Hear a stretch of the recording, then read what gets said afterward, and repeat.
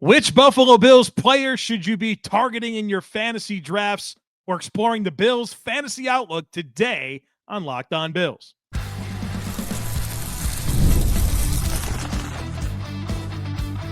You are Locked On Bills, your daily Buffalo Bills podcast. Part of the Locked On Podcast Network, your team every day.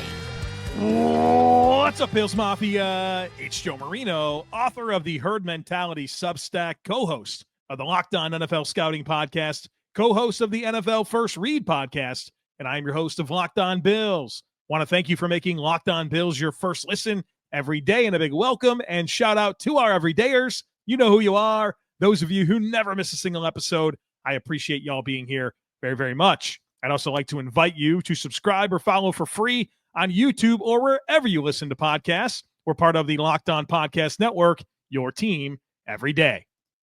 I'm joined now by Scott Barrett of Fantasy Points, and I'm very excited to have a fantasy football conversation with him focused on the Buffalo Bills. And Scott was with us last year, and he's back by popular demand. A lot of people wanted to have a conversation this year, and we're doing that for you right now. Of course, I get to work kind of with Scott over at Fantasy Points. I do a podcast over there, First Read, with Brett Whitefield, where we like to marry film and analytics and talk football, hour-long pods a couple times a week. So make sure you're checking that out, and all the outstanding work by Scott and the team. The data suite over at Fantasy Points is off the charts. It's the best data resource that you can find. Make sure that you're using it, because whether it's for fantasy football, you want to be a better fan, you like analyzing the game, it has every imaginable metric sorted any imaginable way. So Scott, welcome in, and congratulations on everything that's going on at Fantasy Points. It's cool to be part of it in some way.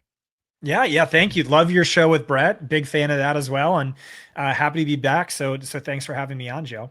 Well, let's get into it, because the Bills offense is really good, but I have to imagine there's a lot of frustrating angles with it as it relates to fantasy football. And let's just establish that we're talking fantasy football today. This isn't about skill sets and how they apply to running the scheme. And that's why I think I'm not that good at fantasy football. I think I'm only okay at it because I think so much about, that skill set should work in this particular way. But the fantasy people, as I've gotten to know them more, you guys look at it a different way, and I respect it. And it's rooted more in like likely outcomes, and you do great work with data and information and predictability. And I really have enjoyed learning more and more about it. So let's get into it. Josh Allen is where I want to start. He's fantasy gold. But the angle I want to go with the Josh Allen conversation is passing volume. Bills last year, 28th in percentage of plays that were passes. The the passing attempts per game with Joe Brady and Josh Allen has been pretty low. It was 33 in the sample size in 2023. It was only 30 passing attempts per game last year. Only 483 attempts. I mean, that's what, 200 less than Joe Burrow. So when you look at Josh Allen through the lens of fantasy football, does the lack of passing volume concern you? Was 2024 an outlier season? Like, how are you treating that? So it was not an outlier, but no, it doesn't concern me. Josh Allen last year finished second in fantasy points per game among all quarterbacks. He's finished top 2 in every season over the past 5 years. Over that span, no quarterback is coming close to that ceiling, that floor, that consistency, head and shoulders above everyone else. Just easy QB1 in your fantasy drafts. But I do not think it was an outlier. We talked about this on your show last year, that Ken Dorsey was just an absolute madman in terms of how aggressively pass heavy he was. Buffalo's been top 5 in point differential every season, and they were always top 5 in pass rate over expectation. Like, when you're up by 20 points in the fourth quarter and you're still foot on the gas throwing it, like, that is so rare to see. And so Joe Brady, when he took over from Dorsey in 2023, they went from top 5 to bottom 10 in pass rate over expectation. Last year, they were top 12, just closer to, still above average, but closer to what you would expect from like a normal, non-crazy, non-madman OC that Ken Dorsey was. But yeah, not worried about at all. Like, this was Josh Allen's most efficient season by adjusted net yards per attempt. I'm actually more worried about rushing volume, which continues to decline than declining pass volume, if anything. But even that, I'm not too worried about that. Again, like Buffalo has this really good defense, and so with Joe Brady instead of Ken Dorsey, they're going to be a little bit more aggressive. But then you're going to have those games like we saw last year up against the Rams and Detroit. Week 14, Josh Allen scored the most fantasy points of any player in any game all time. And then the next week, he scored the 30th most fantasy points by any quarterback in any game all time. And so over that 2-week span, he outscored all other quarterbacks. That the next closest quarterback was 30 fantasy points behind. The next closest after that was 40 fantasy points behind. So just imagine that coming during the fantasy playoffs. It's almost like, the guy who has Josh Allen's automatically going to win the championship. So yeah, still love Josh Allen, even though I don't think pass volume is going to climb too much this year, unless you think the defense takes a big step back, which I don't really think is the case. No, I think the opposite. I think the defense will be a lot better. In fact, it was one of the worst defenses the Bills have had under Sean McDermott last year, where their third downs, their pass defense wasn't very good. They were saved because they got a lot of takeaways, which made it, overall an okay unit. But I do think there is a path for the defense to be better this year, and we'll see how that affects the fantasy outlook. You mentioned the Lions and Rams games; those were dome games. Those were games played in climate-controlled environments, and this Bills' new stadium will not be like that, right? It's open air, but Josh Allen, when he's in climate-controlled environments, good Lord, the opportunities are pretty special there. So I have this stat courtesy of Fantasy Points Data. I think you'll like it. Okay. So since 2022, Jared Goff has played 36 games in a dome. Josh Allen has played only 7. So like dome games have a big advantage for any quarterback, any passer, where you really see this, 15% increase in fantasy points per game coming in a dome. But since 2022, all quarterbacks fantasy points per game in a dome, Josh Allen 30.1, next closest Joe Burrow 25.6, Jeez. Geno Smith 23.2. So yeah, imagine if Buffalo did have a dome. Just Josh Allen really is just breaking fantasy leagues. You mentioned you're more concerned with rushing volume, which I guess as Josh Allen ages, for real football, you're probably happy about that. We don't need him to be plowing over linebackers like he did earlier in his career. But what information do you have on that? And I mean, is there anything about like quarterbacks as they kind of push towards their age 30 season dual threat? Like, is this the normal part of it? And is Josh Allen unique in that for a dual threat quarterback, they're usually not as good of a passer as what you get out of Josh?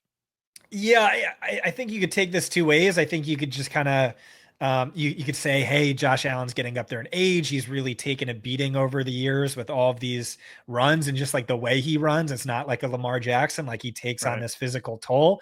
But I'm of the opinion, like, durability is a skill, and he's really shown that. He's also just like a giant and a freak athlete.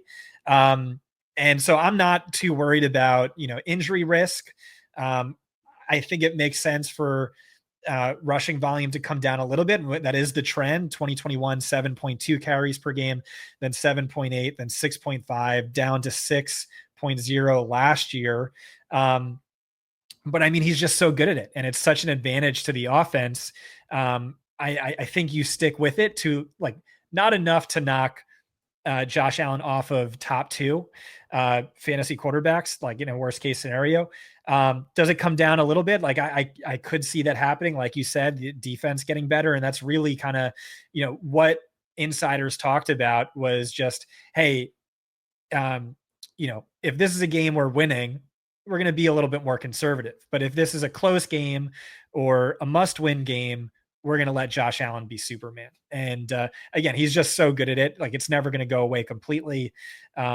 Is it going to be like it was in 2022? Probably not, but somewhere around 5.5 to 6.5 carries per game. You said durability is a skill. Well, Josh Allen's the most durable quarterback in the NFL. It's not particularly close. The consecutive start streak is way, way, way more than the next guy, which is a little surprising based on, just the way Josh Allen plays the game. But also the guy plays through some stuff that I don't think a lot of other people would. I mean, a broken hand last year didn't stop him from playing, and there's been other things that he's dealt with as well. From a fantasy perspective, which also bleeds into the real life conversation, does the durability that he's illustrated excite you, or does it make you say, oh boy, he's probably due? No, yeah, it absolutely excites me. You see this with some of the running backs where it's like they're talking about Saquon Barkley. Oh, he's going to regress because he had so many touches and you can only withstand so much. Or Derrick Henry, who's getting up there and to age 31 and all the carries. Yeah, but I mean, it's like those touches are so valuable. And what have they shown? Like insane durability. I'm kind of going to chase that more often than not. I don't want to, lose out on what makes Josh Allen, or Derrick Henry, which is just getting a ton of touches and being really efficient with those touches.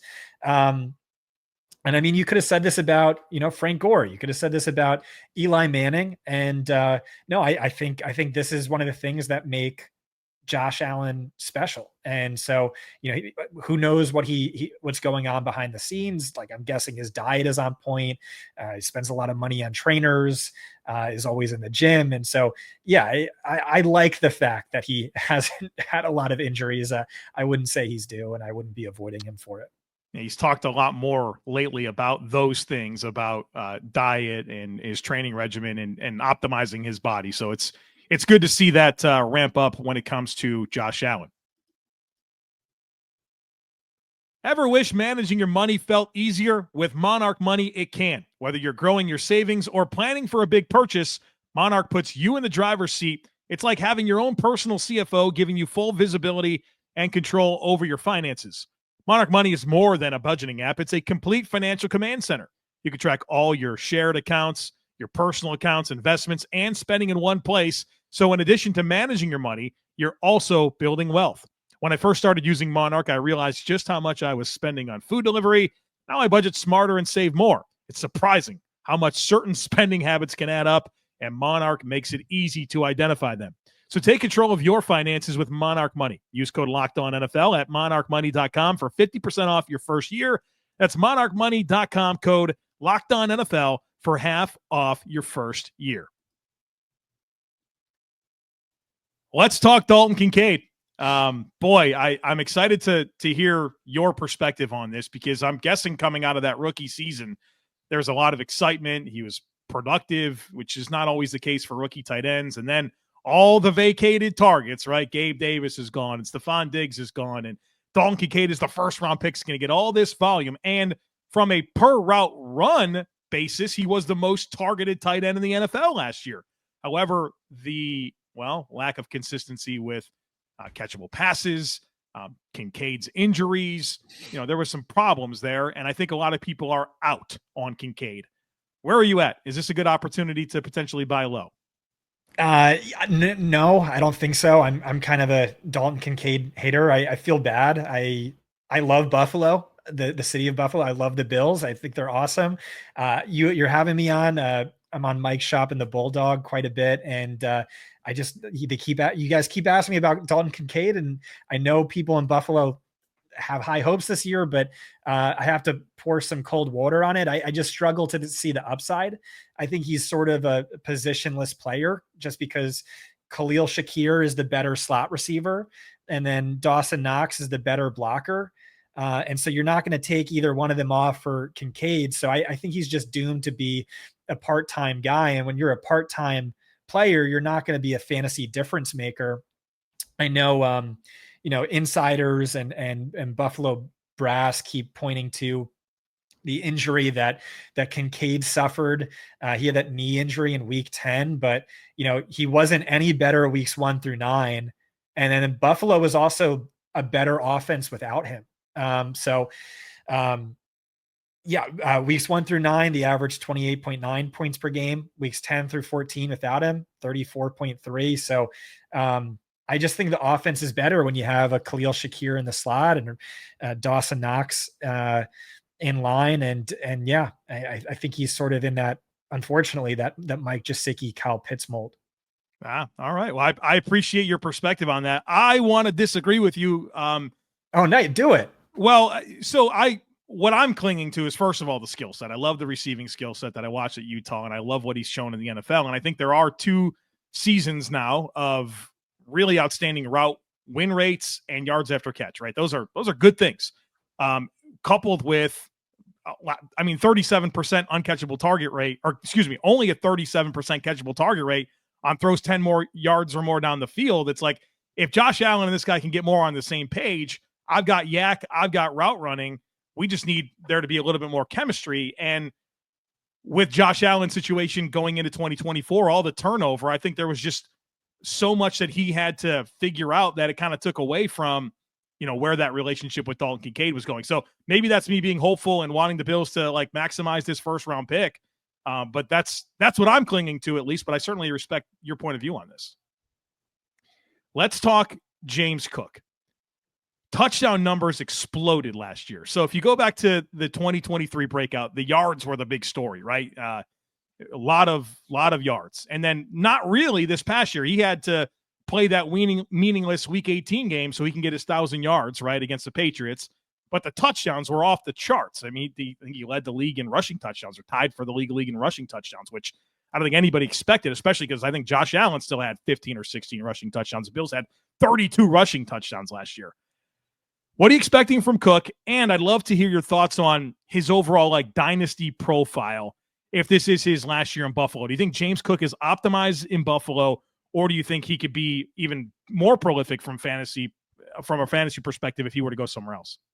No, I think this is the perfect place for him to be in Buffalo. I think it's hard to imagine him performing much better anywhere else. And then from a fantasy perspective, I think he's one of the trickier players. I'm mostly pessimistic from a fantasy perspective, but there is upside there. So he played on fewer than 50% of the team snaps in games active. There's only ever been one other running back over the last 5 years to finish top 15 in fantasy points per game with a snap share below 49%. And so like that's hinting at unsustainable hyper efficiency, something that's going to regress to the mean because it almost always does. Or the flip side of that argument is just, hey, he was so freakishly efficient, so good last year. He's due for more volume. He's going to get more volume. And this also ties into, the touchdowns. It was crazy. He went from one rushing touchdown every 82 career carries to one rushing touchdown every 12.9 carries. Jeez. By my numbers, by XTD, expected touchdowns based on usage volume, where that volume's coming near the end zone. He should have scored 7 fewer touchdowns. Wow. This is the largest discrepancy of any player. And so again, you can say, well, he's so good, he's so efficient. Maybe he's just Buffalo's Jahmyr Gibbs, where he can do this and do this again next year. I'm more inclined to think, no, this just regresses to the mean. This is like a very great regression to the mean stat, where touchdown efficiency is really more luck than anything else. And like you saw that he was like the least efficient touchdown scorer, and he was the most efficient touchdown scorer by XTD. So he was due for a positive regression. Now he's due for a negative regression. I'm kind of out on him at ADP. There's just a number of players I like more. And I think the team likes Ray Davis. But hey, maybe if instead of a 48% snap share, he gets a 75% this year, yeah, he could break leagues. This is such a fascinating conversation because I'm guessing like in the fantasy world, James Cook is going to be one of the biggest case studies that's going to be talked about for years and years and years based on the swings that you just outlined. But reconciling a really good NFL offense they scored 30 points a game last year. And it's like the only one player that anybody really wants is Josh Allen. I'm not saying that you wouldn't want James Cook, but maybe like you're saying, relative to ADP, maybe not. Like, have you ever seen an offense like this where in real life it's so good, but outside of it, there's really nothing to like from a fantasy perspective outside of one player? Because we're going to talk receivers here in a second, and there's probably not going to be a great story to tell there. But just generally, as we kind of shift gears to that wide receiver conversation, have you seen anything like this? No, I think that's the perfect lead in. We'll get to that in a second, why that is the case. Have I ever seen something like this? Yeah, I think the Chiefs in recent years are sort of like that. certainly from a running backs wide receiver standpoint.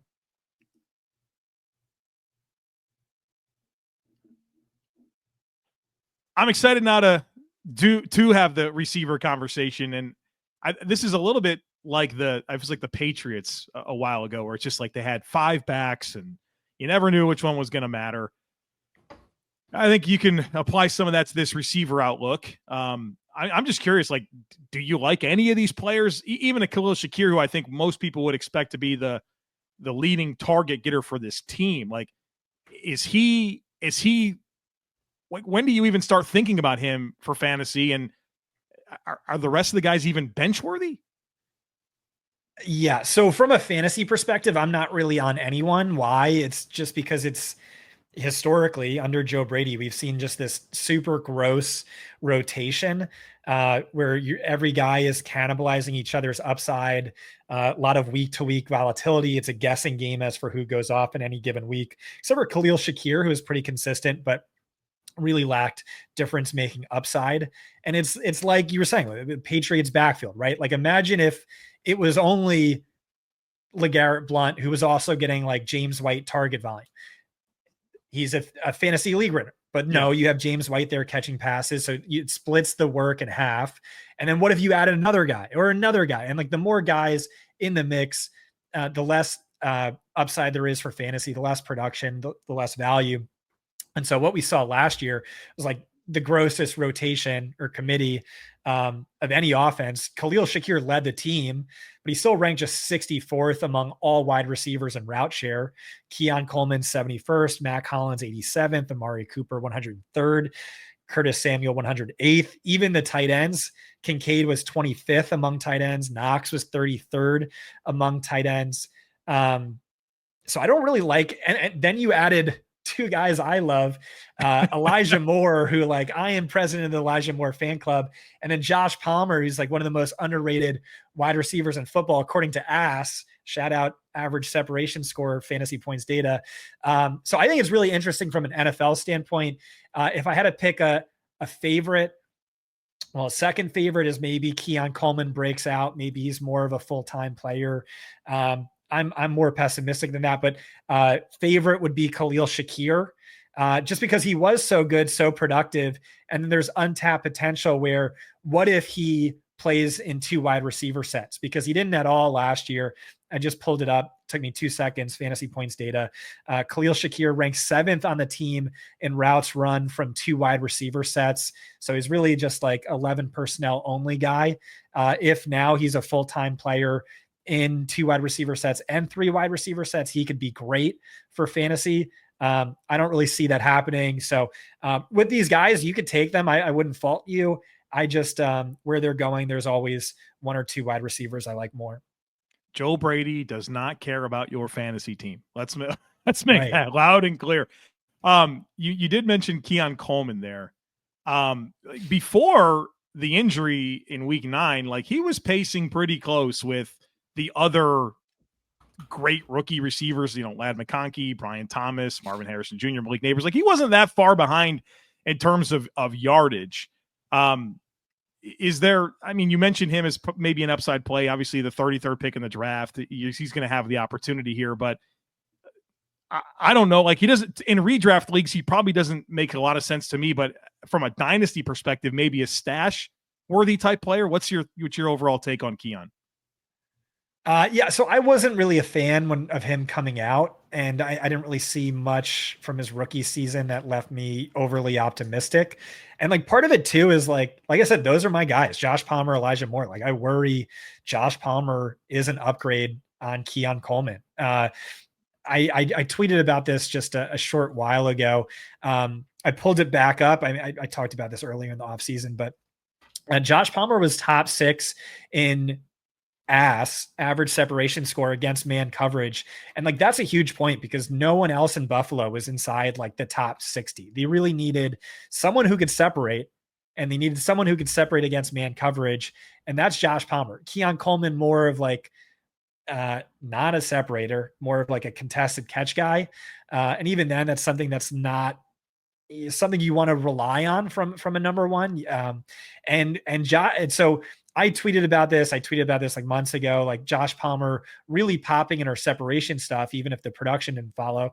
And then we had a quote from Josh Allen, who looks like an ass man, because he was asked about Josh Palmer months ago, and he said, yeah, he creates a lot of separation. There's a lot of advanced stats that show that, referring to ass, and maybe one of my tweets that went viral. And so, yeah, I like his fit in this offense. Elijah Moore, always a guy who separates, has never had good quarterback play.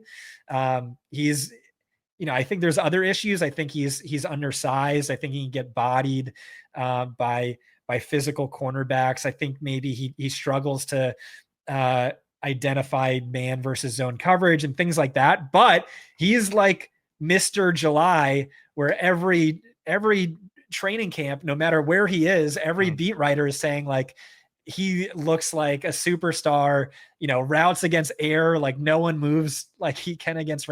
So there's just a lot of guys. And I just think there's going to be a gross committee like there was last year, a gross rotation. There's even a chance it could be even grosser this year. And that's why I wanted to start with the passing attempts conversation, because if there's 483 passing attempts, that's going to be tough for really any of these guys to be super relevant, besides maybe like 1.5 of them. If he were to get 600 passing attempts, that changes it, right? Like, is this just come down to we need more passing attempts from a fantasy perspective for this to work? Or do you think it just becomes more frustrating?